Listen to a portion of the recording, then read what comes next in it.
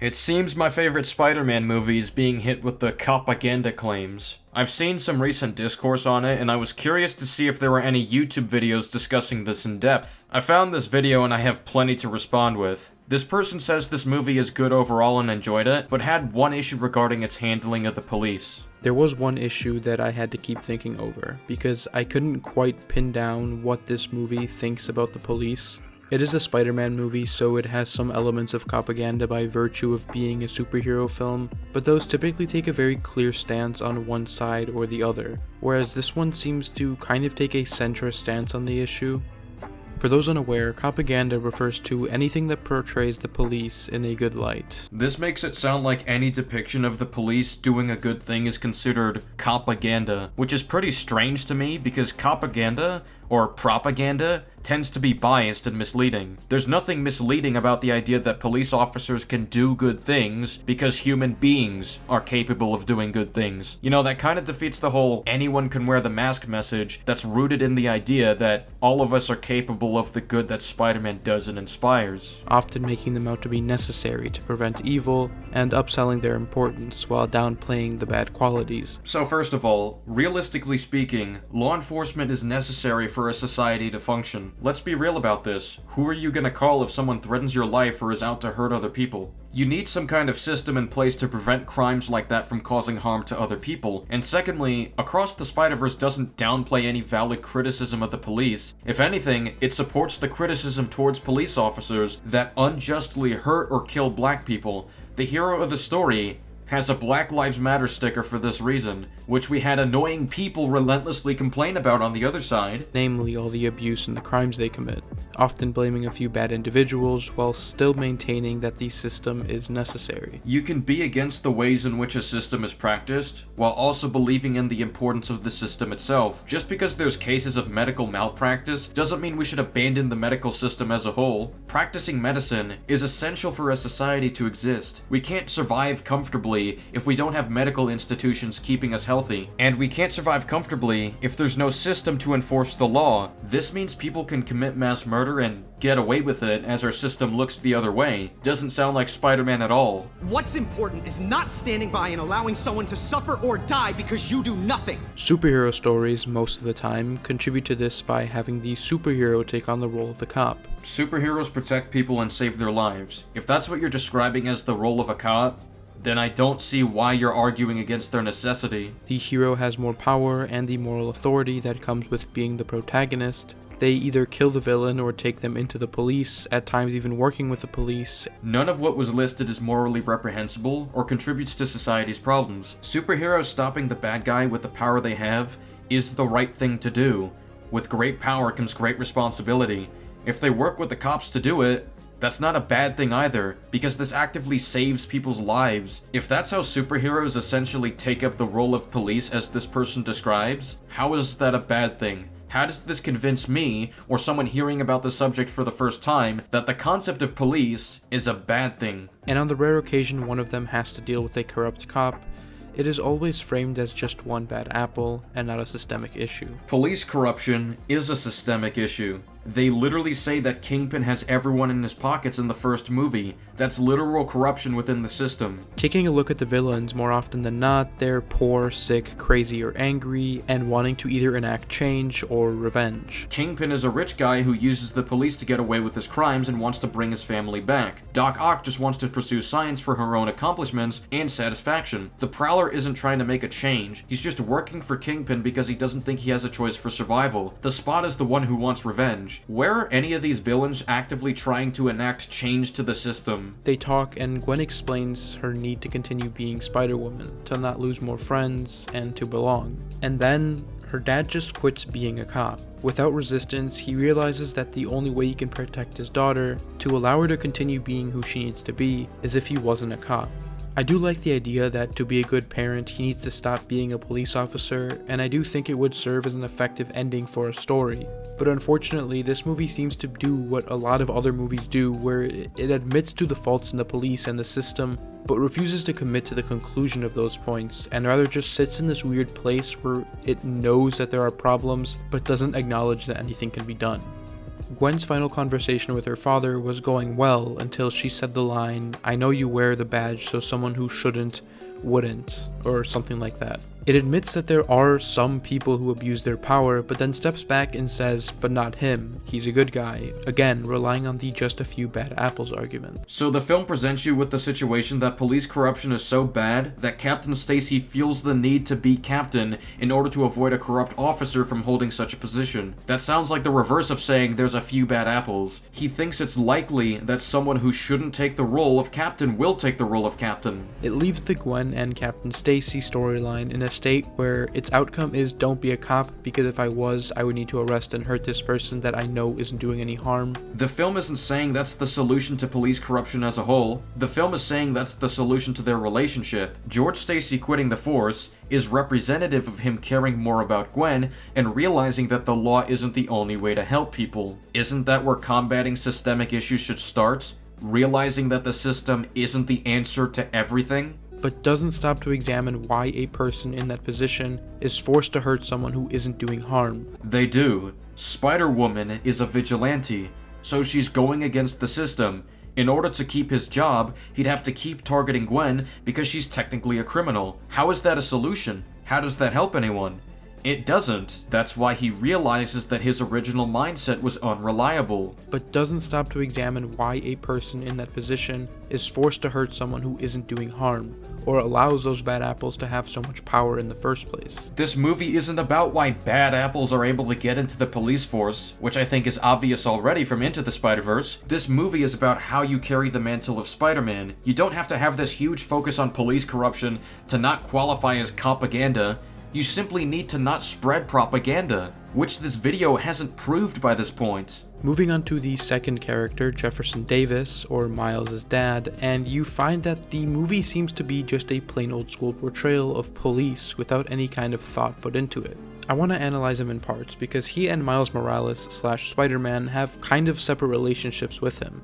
As a father, he seems to be really good. He's overbearing and affectionate, he cares about his son's future, and makes an effort to spend time with him and listen to him. He can be angry at times and not know what to say, but nobody's perfect, and I think a lot of people can relate to having someone like Jeff as a dad. I also think his relationship to Miles would be realistic if it weren't for him being a cop. What does Jeff being a cop have to do with realistically having a healthy father and son relationship? And I think here's where Spider-Man comes in. Because Spider-Man is essentially just a super cop. Okay, so if that's the position we're subscribing to, why are cops bad? What's so bad about the concept of policing if the concept of Spider-Man is essentially a cop with superpowers by this video's logic? What is corrupt about the fact that someone with spider powers chooses to help people instead of using their power for their own selfish gain? Should that not be portrayed in a positive light? He and Jeff work together, taking down villains, sometimes functioning even as partners. And that dynamic could work for Spider-Man if this was like the MCU's Spider-Man, and they'll get to that in a second. But with Miles, it feels like there's a side to this character that isn't being talked about. It seems to me that as a young Afro-Latino man growing up in Brooklyn, Miles would have a more complex relationship with the police, especially having one as a father. Even through his relationship with Uncle Aaron, who clearly did feel some type of way about the police, it seems unrealistic that Miles would be as enthusiastic and accepting of the police and his father as he is. Well, for starters, in that same scene where Uncle Aaron talks about how Jeff chose to be a cop, he says that Jeff is a good guy at heart. That's because Aaron prefers if Miles loved his father instead of holding his occupation against him for some stupid reason, because Aaron knows that Jeff is only trying to do what's right to help his community. I thought Spider-Man was essentially a super cop. Shouldn't they relate in this regard? If Miles held the fact his father was a cop against him, wouldn't that make him a hypocrite by your logic? It wouldn't even be in character either, because Jeff is a cop for the same reason Miles is Spider-Man. They believe in using their gifts to help those in need. Jeff is the same guy who's meant to die saving a kid from falling rubble, so why would Miles at any point think Jeff is a bad guy just because he's a cop? That makes no sense at all. Why would Jeff even be a bad guy? Because he's a cop and all cops are bad, so therefore Jeff is a bad guy?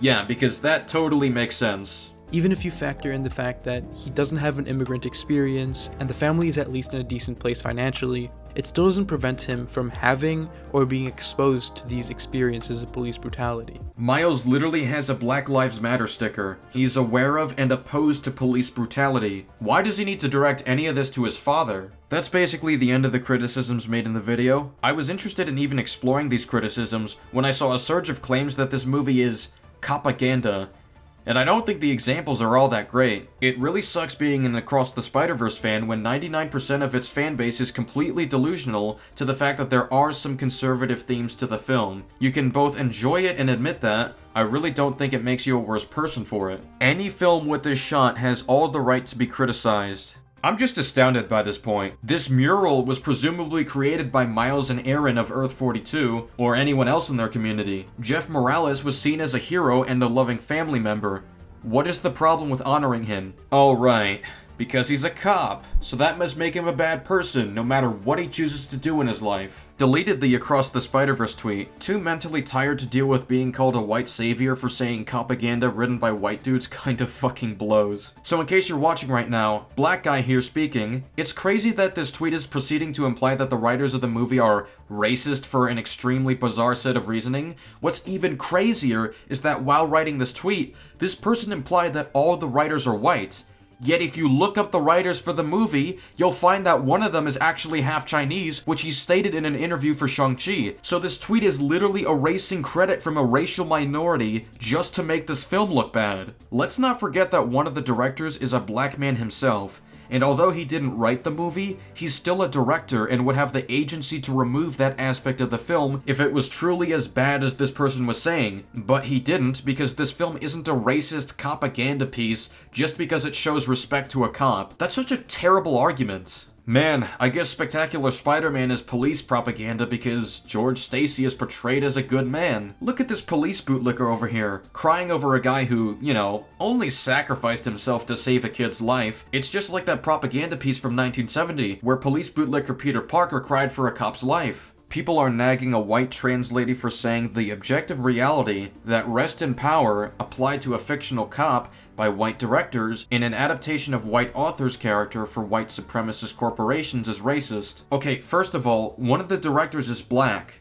So again, you're erasing credit from a racial minority. Second of all, why are you including white in front of trans lady as if being white adds credence to the statement? And third of all, how does being trans make you more informed on racism and propaganda? And fourth of all, honoring a dead man isn't white supremacy just because he happens to be a cop. This stuff is just as annoying as when I see people throw around the word woke or identity politics for the most nonsensical reasons. On the other end, you have people claiming that a movie is racist for reasons that are either fabricated or made without any critical thought. These people treat even minor political disagreements as moral condemnations, and that's immensely cringe and lacking in nuance. But I suppose that's to be expected on Twitter. The movie has a shot of a mural with his dad in uniform saying rest in power.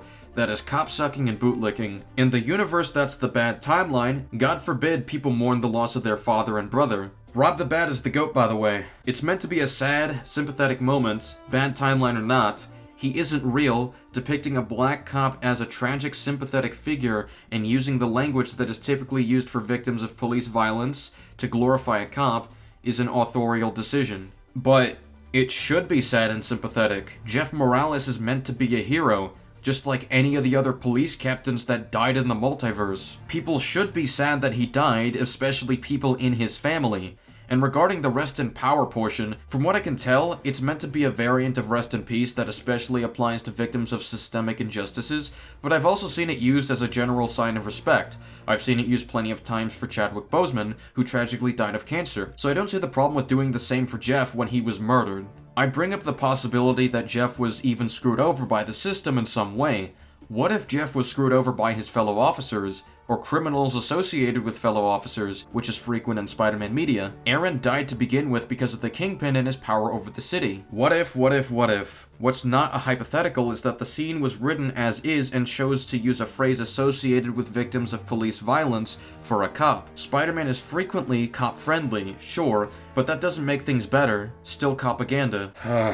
Corrupt officers can commit violence against good officers. So if that led to Jeff's death, as I've outlined as possible, then that's still tied to police violence. And Spider-Man being friendly with cops isn't Copaganda. Maybe Spider-Man is friendly with cops when he has reason to believe they're friendly. Jeff is literally Miles' father. Why wouldn't Spider-Man be friendly with his own father? Like, are you unfamiliar with how, oh, we gotta support the good cops, everything is bad because of bad cops, is a favorite lie of cop apologists? Good cop tragically dies due to corruption is like textbook Copaganda. It's insulting. So if the Kingpin were to get away with murder because of the cops on his payroll, are you gonna blame George Stacy for it when he had no way of knowing about it or stopping it? That's such a dumb argument. If a doctor commits medical malpractice, I guess that makes it the fault of some random doctor who had nothing to do with it. The movie is mostly great, it's just like, yeah, mostly very uncritical of cops, which is a recurring issue Spider-Man stories have. What do they need to criticize about Jeff? We're supposed to believe he's someone who would die to save a child from falling rubble.